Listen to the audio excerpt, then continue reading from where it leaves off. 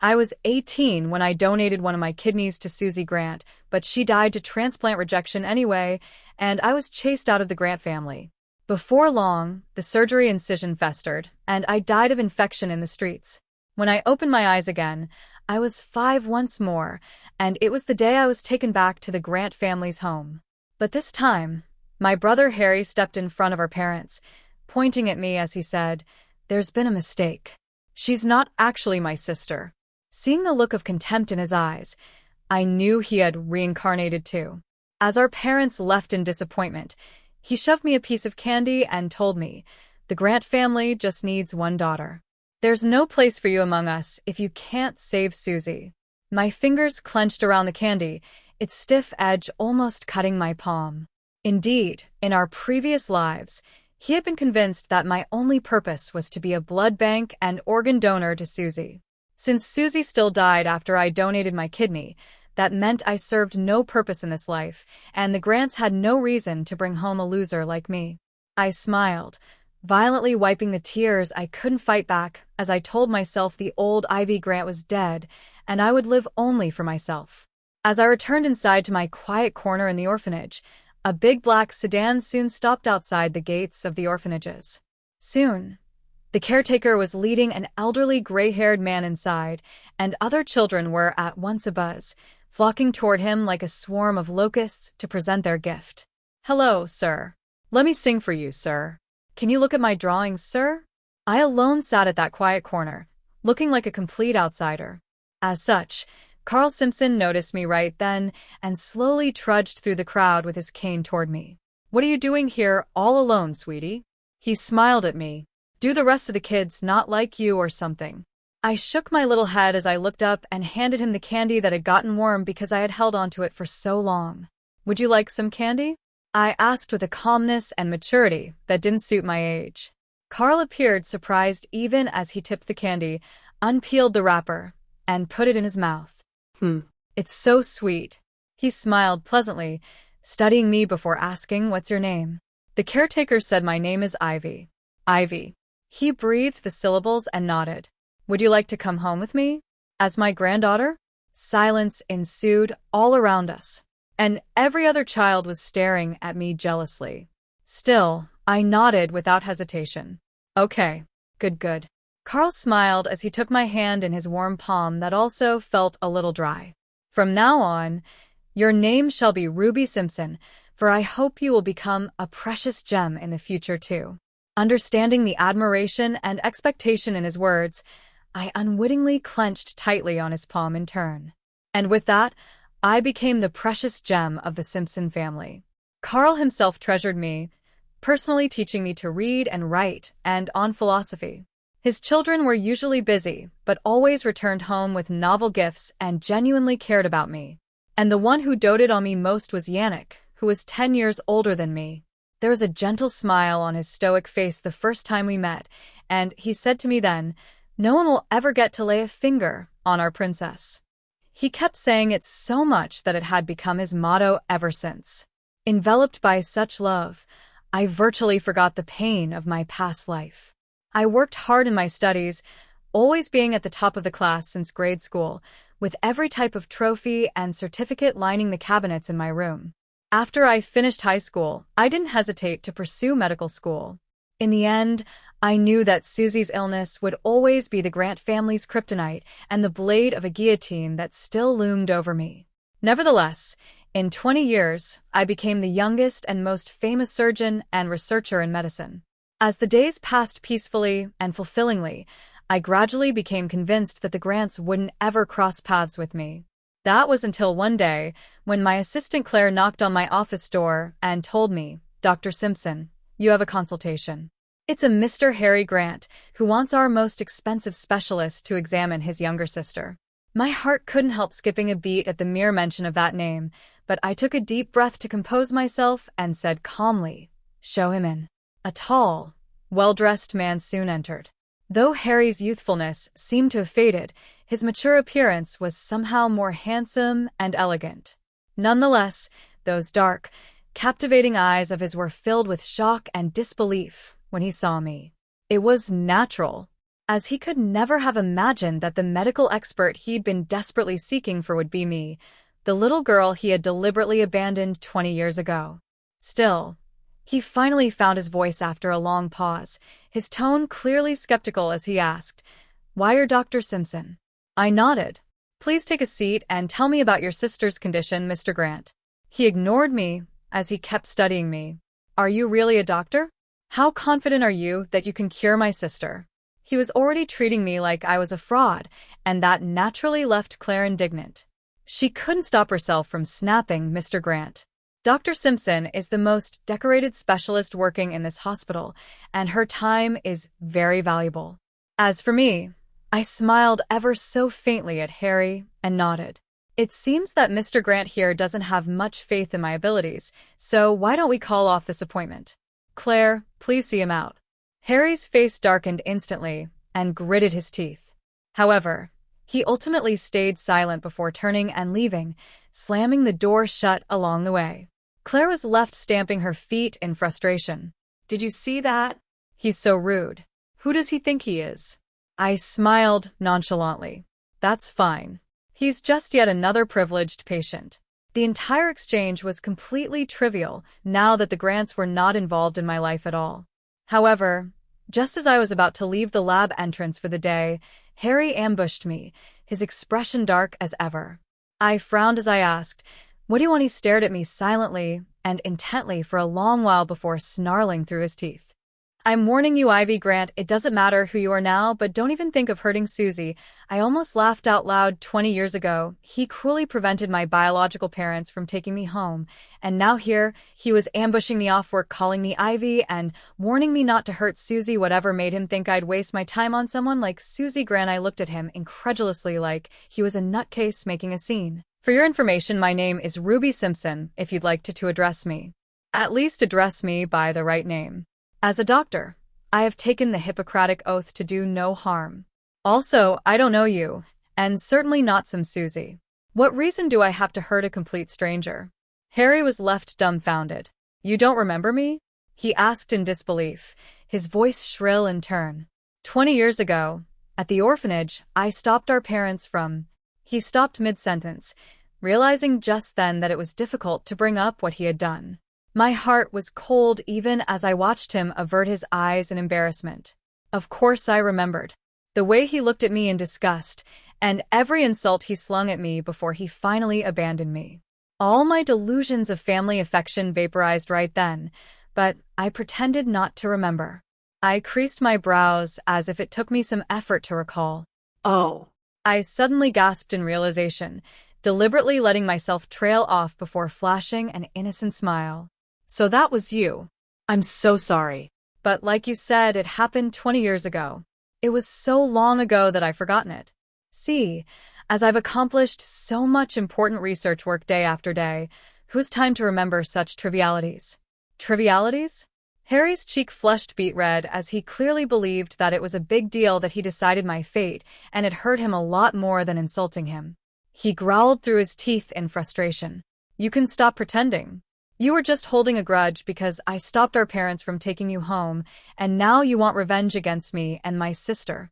I finally had enough and burst out laughing, but when I stopped I narrowed my eyes coolly. "Mr. Grant, don't you think you're flattering yourself? Revenge against you? Who do you think you are? If anything, I should thank you for being so determined and stopping your parents from taking me back. Otherwise, Carl Simpson wouldn't have adopted me as his granddaughter, nor would I gain my present accomplishment. So, why would I hate you at all?" My words were indifferent, but also knives that cut deep into Harry's heart. Still, his eyes soon lit up, and he laughed as if he had won. "Carl Simpson bullshit. Did you think that changing your last name to Simpson makes you related to Carl? Dream on, someone like you won't even make it through their front door." But even as he finished, a black luxury car quietly stopped beside us, and a towering man with an air of nobility alighted.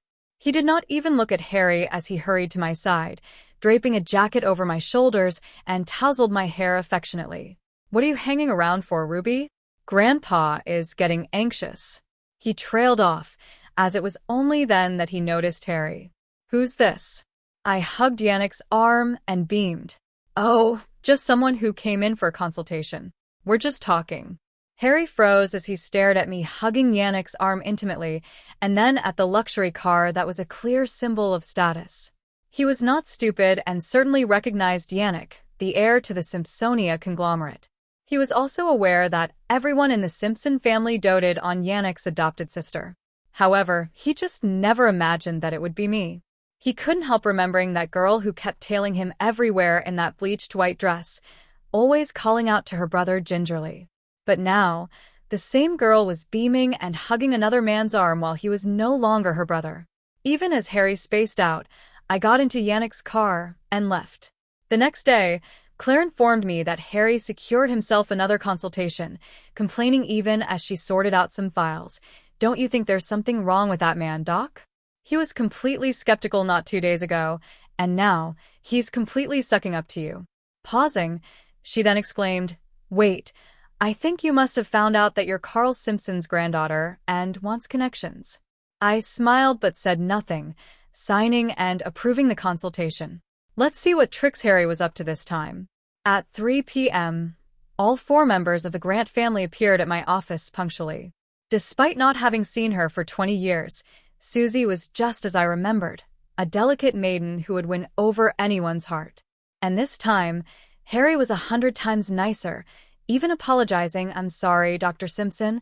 I was brash before, and I apologize." My father Mick and my mother Wanda stood gingerly nearby, watching me with a myriad of emotions, but I wasn't bothered as I stared at Susie and said, "Everyone else, please step out while I examine the patient." As soon as the door closed and no one could look inside, Susie's paleness faded as she glared at me in venomous jealousy. She studied me from head to toe and eventually smirked in contempt. "Oh, Ivy, wait, is it Ruby Simpson now? I'm surprised you're that lucky. Sucking up to the Simpsons after we kicked you out, impressive."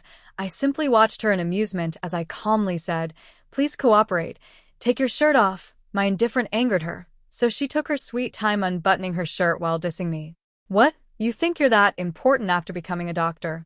But here you are, having to be at my beck and call. So, what if the Simpsons adopted you?" To Harry, "You're not even worth mentioning compared to me."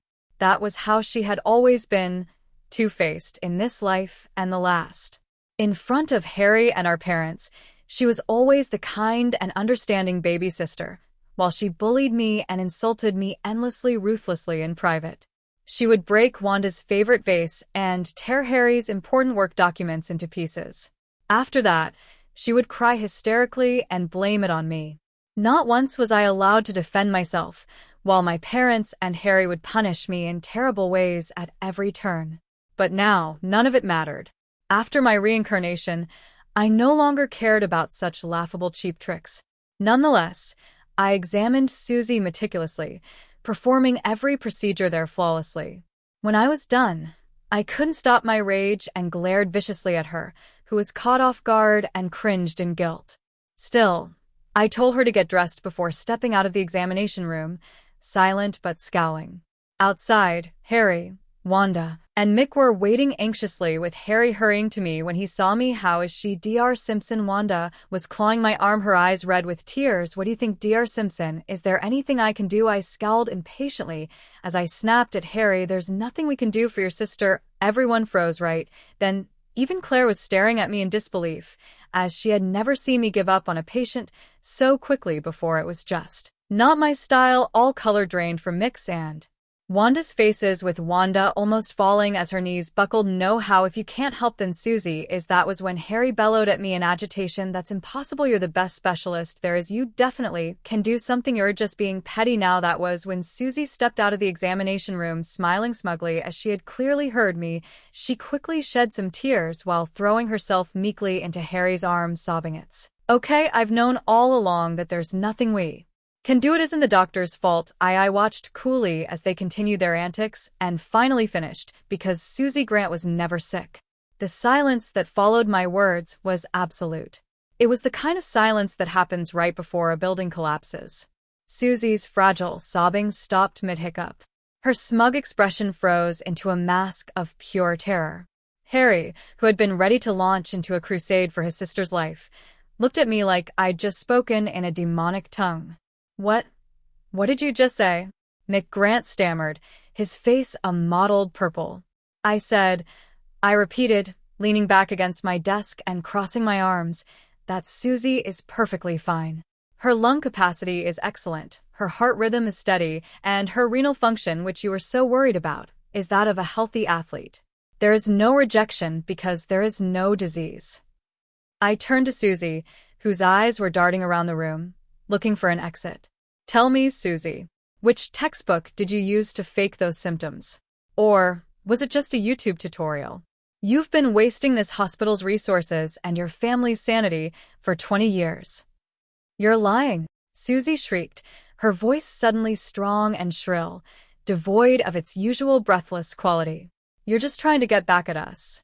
Harry, she's trying to kill me by denying my treatment. Harry looked at Susie, then back at me. I saw the doubt flickering in his eyes, the first crack in 20 years of blind devotion. Ruby, the test results from the local clinic, they said. The local clinic that just so happens to be owned by your mother's cousin? I pulled a file from my desk and tossed it onto the table. I ran my own panels. These are from the Simpsons state-of-the-art lab. You can't bribe these machines, Harry.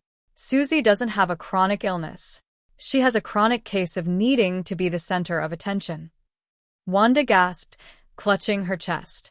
But she faints. She loses her breath. She holds her breath until she turns blue, I said flatly. I watched her do it during the exam. It's a classic tactic for children. It's a bit pathetic for a 25-year-old woman. The explosion was magnificent. Mick turned on Susie, his voice a low growl. Susie, is this true? We spent our entire life savings on your treatments. We abandoned our other daughter because we thought you were dying. I did it for you, Susie wailed, the tears finally real but fueled by panic, not pain. You only ever paid attention to me when I was sick. If I was healthy, you wouldn't care about me anymore. Harry looked like he'd been struck by lightning.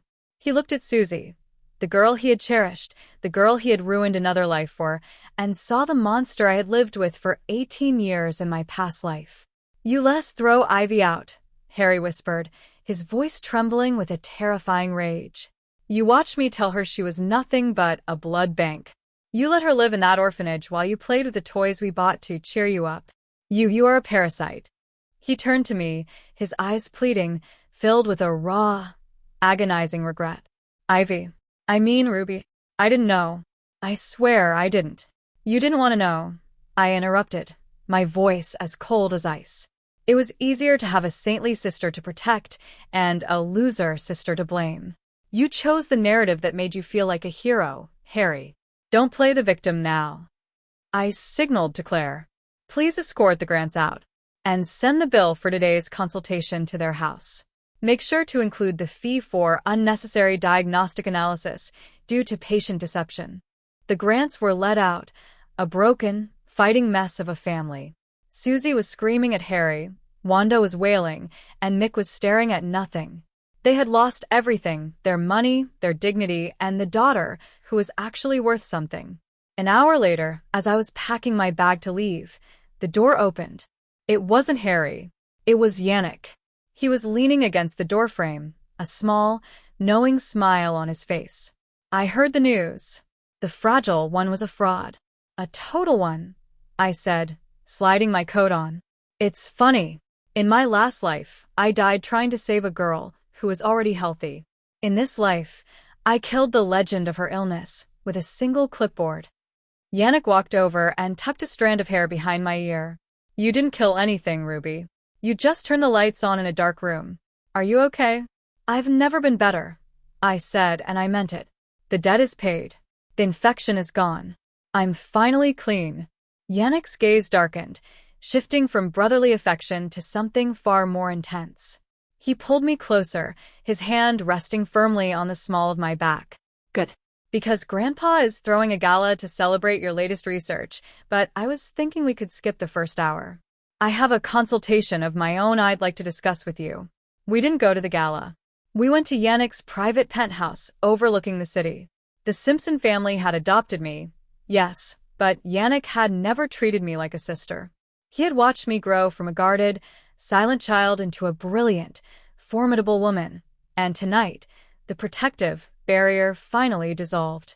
The air in the penthouse was thick with the scent of expensive bourbon and the heat of years of unspoken tension.